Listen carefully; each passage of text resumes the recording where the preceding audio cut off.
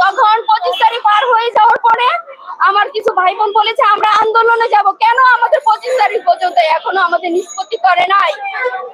তারপরে আমরা কিছু বলে আমরা বললাম যে আমাদের ভাই বোনদের শান্ত করলাম যে না, আমরা আইনের প্রতি শ্রদ্ধাশীল। এটা কি আইন? এটার নাম তো আইন না, আইন তো জনগণের জন্য। আইন কি এভাবে কাঁদানোর জন্য? আমার কিছু ভাই বোন আছে সরকারি চাকরি ছেড়ে এখন বেকার জীবন যাপন করছে। এই আজকে 3টা মাস ধরে মানুষের খাওয়া নাই, দাওয়া নাই, সামাজিক ভাবে হেয় প্রতিপন্ন। আমরা কি এই জীবন রাখতে চাই? আপনারা বলুন তো। আপনারা সাংবাদিক ভাইয়েরা তো আছেন, আপনাদের তো বিবেক আছে। এটা কি আমাদের প্রতি অন্যায় করা হয়েছে না? তারপরে কেন আমরা এইভাবে রাস্তায় পড়ে আছি? আমাদের প্রশাসনের একটা লোক দেখতেছে না, আমাদের কাছে এগিয়ে এসে জিজ্ঞাসা করতেছে না আমাদের কি হয়েছে, আমাদের কি সমস্যা। ডক্টর ইউনূসের কাছে শ্রদ্ধার সহিত আমি একটা কথাই বলতে চাই, প্লিজ স্যার, আপনি তো বলেছেন আপনি নারীর অধিকার লঙ্ঘন করবেন না, তাহলে আমরা কেন আজকে অধিকার বঞ্চিত? আজকে আমাদের অনেক ভাই বোন আজকে 3টা দিন যাবত এই প্রেস ক্লাবে অবস্থান করতেছে, রাত দিন তারা এখানে থাকতেছে। একটা মানুষ এসে জিজ্ঞাসা করলো না কিসের জন্য এরা বসে আছে? আমরা কি এর জন্য জুলাইয়ের বিপ্লব করেছি? আমরা কি করি নাই? এটা কি আমাদের জন্য? আমাদের এই অধিকার থেকে কেন আমাদের বঞ্চিত করা হলো? এটাই আমাদের রাষ্ট্রের কাছে একটাই প্রশ্ন। 31 জন রিটকারীর জন্য কেন আমরা আজকে পথে? মন্ত্রণালয় কেন চুপ? কেন? জবাব চাই। যোগদান পত্র হাতে পেয়ে কেন আমরা যোগদান করতে পারছি না? এটা বাংলাদেশের কেমন ইতিহাস? এই সরকার রেজাল্ট দিল, এই সরকার বাতিল করে। এটা কেমন ধরনের ইতিহাস? এটা কেমন ধরনের আইন? এই আইন কি আমরা মানতে পারি? বিবেক সম্পন্ন মানুষ কোনোদিন এই আইন মানতে পারে না। তারপরও আমরা মেনে নিয়েছিলাম। আমরা বারবার বলেছি, আমরা এটাও বলেছি, আমাদের 6531 জনের মনে একটা ছিল যে আমাদেরও নিক আর পদসংখ্যা বাড়াক, সে জায়গায় আমাদের বাতিল করে দিল। আমরা এত কষ্ট করে পড়াশোনা করলাম, সে জায়গায় আমাদের সব শেষ করে দিল। আমার কিছু ভাই বোনের ভাইবার সময়, আপনারা তো জানেন ভাইবার সময় একটা প্রিপারেশনের ব্যাপার থাকে, সেই জায়গায় প্রত্যেকটা মানুষের না হলো 10 থেকে 15,000 টাকা খরচ হয়েছে। মেডিকেল টেস্টে অনেক টাকা খরচ হয়েছে। কিন্তু আমাদের জন্য বিচারপতির কি একটু মায়া হইল না? বিচারপতি কি আমাদের প্রতি একটু সদয় হইল না? বিচারপতি দরকার হলে আপনি পদসংখ্যা বাড়াইতেন, আপনি যা মনে চায় তা করতেন, আমাদের রাখতেন। আমরা বাসায় আসছি, আমরা কিন্তু এখনো কেউ বাসায় যাই না, সবাই এখানে আছি, কারণ আমরা মুখ দেখাতে পারছি না। আমার কিছু ভাই বোন অসুস্থ হয়ে পড়ে গেছে। মানে আমাদের মেন কথা হচ্ছে যতদিন পর্যন্ত ঢুকতে না দিবে অতদিন পর্যন্ত আমরা এখান থেকে যাবো না। আমরা হয় মরবো, না হয় চাকরিতে যোগদান করবো, দুইটার একটা পথ বেছে আসছি। আমরা কাপড়ের কাপড় পরবো, এছাড়া আর কিচ্ছু না। আমাদের সাথে এইরকম অবিচার কেন করা হলো? এক নিয়োগে দুর্নীতি কেন করা হলো? আমাদের যে প্রাথমিক শিক্ষক নিয়োগ 3য় ধাপের পরীক্ষা, এটা 3টা ধাপে হয়, প্রথম ধাপ, দ্বিতীয় ধাপ এবং তৃতীয় ধাপ।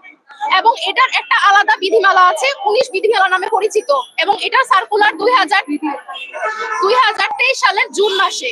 তো 2023 সালের জুন মাসে এই সার্কুলারটা ছাড়া হয় এবং প্রথম ধাপ এবং দ্বিতীয় ধাপে সেই বিধিমালা অনুযায়ী নিয়োগ দেওয়া হয়।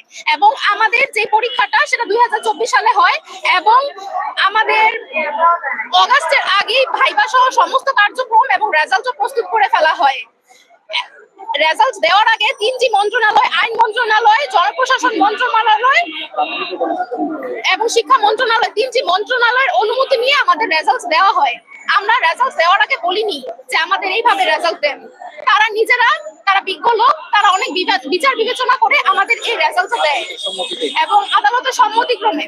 তো এই রেজাল্ট দেওয়ার পরে আমাদের 31 অক্টোবর এই রেজাল্ট দেওয়া হয় এবং 14 নভেম্বরের মধ্যে আমাদের সকল ডকুমেন্টস এবং মেডিকেল সার্টিফিকেট জমা দেওয়ার কথা হয়।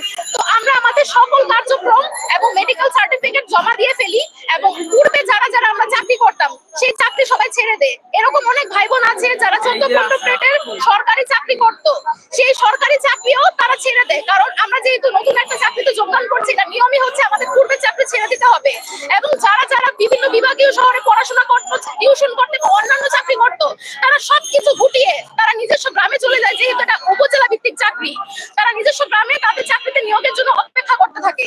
তো আমাদের 20 তারিখে আমাদের নিয়োগপত্র হাতে পাওয়ার কথা ছিল, নভেম্বরের 20 তারিখে, এবং ডিসেম্বরের 5 তারিখে আমাদের যোগদান করার কথা ছিল। নভেম্বরের 19 তারিখে আমরা জানতে পারি যে আমাদের নিয়োগটা স্থগিত করা হয়েছে। তবুও আমরা শান্ত থাকি, আমরা আদালতের প্রতি যথেষ্ট সম্মান প্রদর্শন করি। আমরা ভেবে থাকি যে যেহেতু আমাদের আইনসম্মত ভাবে আমাদের নিয়োগটা হয়েছে এবং আমাদের এই অন্তর্বর্তী সরকারই আমাদের নিয়োগ দিয়েছে, এবং যেহেতু বিধিমালা আমাদের পক্ষে, আইন আমাদের পক্ষে, তাহলে আমরা তো আর বঞ্চিত হব না। আদালত আমাদের কথা চিন্তা করবে, আমাদের 6,500 পরিবারের কথা চিন্তা করবে। কিন্তু আমরা 3 মাস অপেক্ষা করি, 3 মাস অপেক্ষা করি, এবং 14 তারিখ আমরা ডিসেম্বরের 14 তারিখ আমরা একটা শান্তিপূর্ণ মানববন্ধন করি। যেহেতু অনেক বেশি শুনানি চলছিল, আমরা চাচ্ছিলাম যে একটা নির্দিষ্ট ডেট দিয়ে দেখ, একটা রায়ের একটা নির্দিষ্ট ডেট দিয়ে দেখ।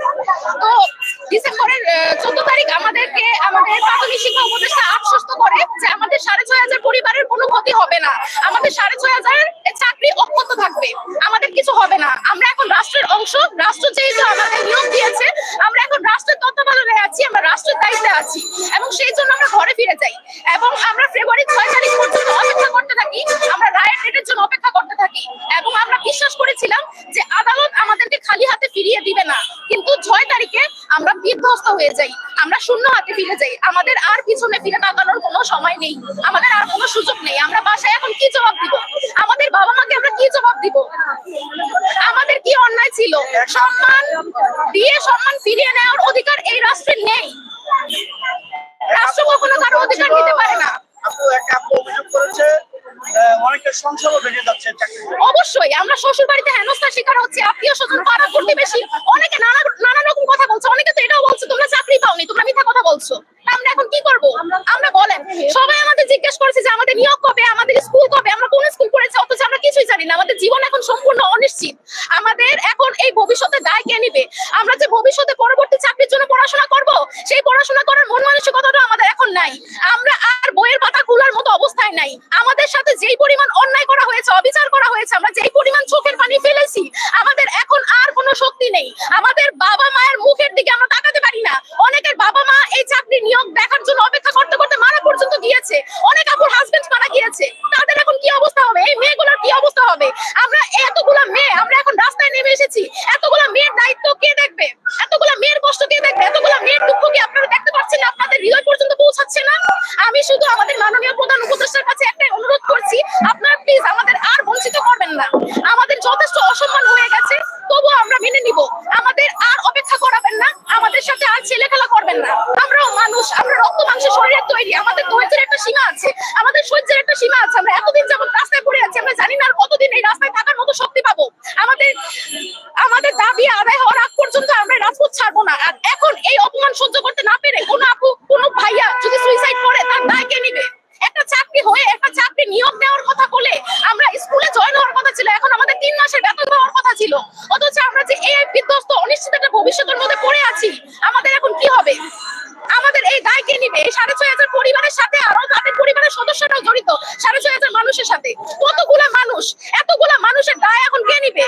একটা মানুষও যদি বাদ যায়, একটা মানুষের চাকরিও যদি বাদ যায়, তার যদি কোনো ক্ষতি হয়, তার দায় একমাত্রই রাষ্ট্রের। আমি আমার রাষ্ট্রের কাছে এবং রাষ্ট্রের প্রধান যে ব্যক্তিবর্গ আছে তাদের সবার কাছে একটা রিকোয়েস্ট করছি, আপনারা প্লিজ আমাদের এই কষ্টটা একটু বুঝুন, আমাদের দুঃখটা একটু বোঝার চেষ্টা করুন, আমাদের প্রতি একটু সহমর্মিতা প্রদর্শন করুন।